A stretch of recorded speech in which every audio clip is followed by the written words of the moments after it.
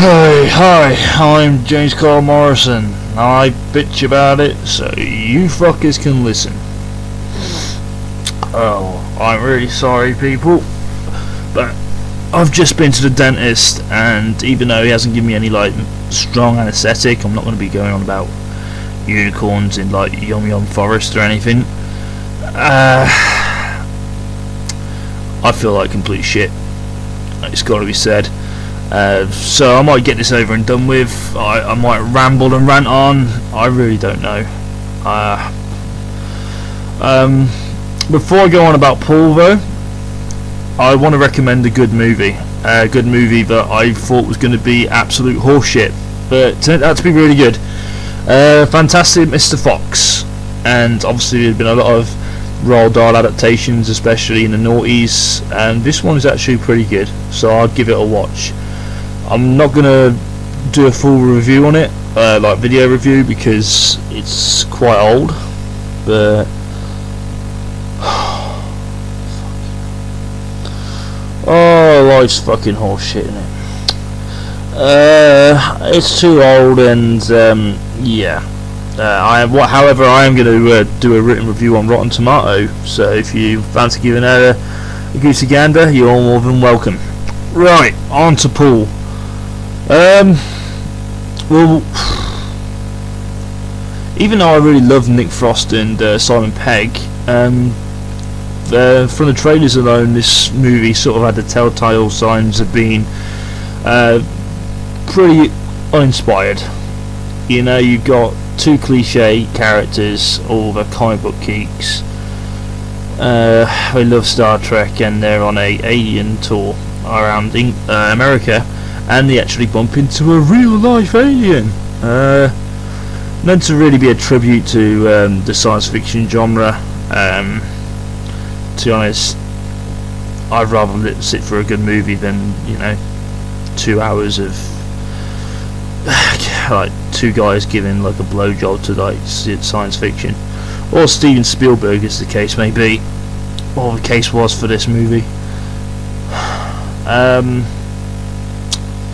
Oh fuck no! I'll explain why in a minute. I'm sorry, it's not fucking Dennis talking.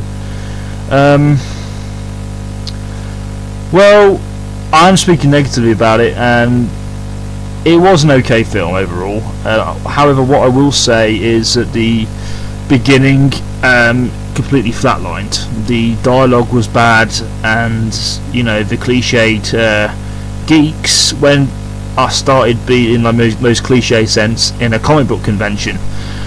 And what puzzled me about the comic book convention was that they were looking at all this genuine stuff from genuine shows, like science fiction shows on the TV and movies, and they stand in line to see this comic book writer, and he's actually not a comic book writer, he's an actor. And they keep going on and on about this fake comic book writer, saying he's the best.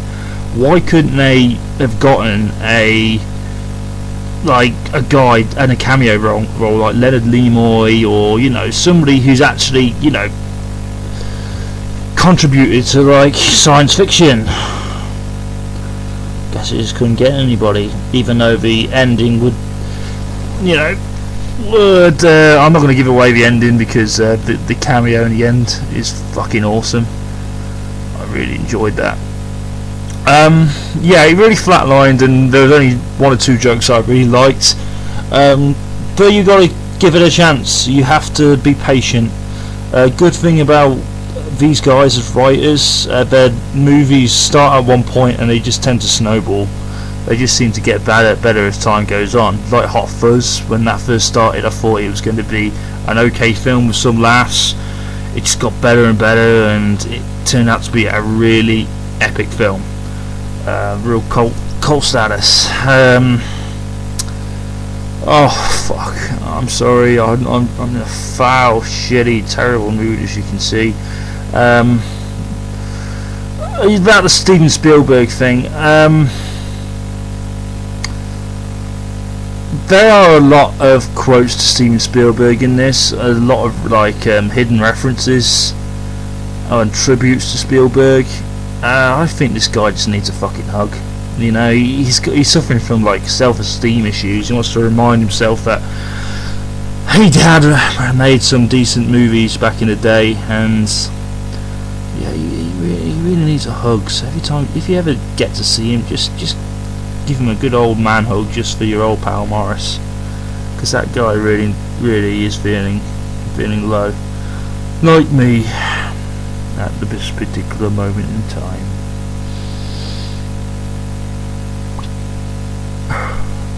But anyway, it's definitely worth a look.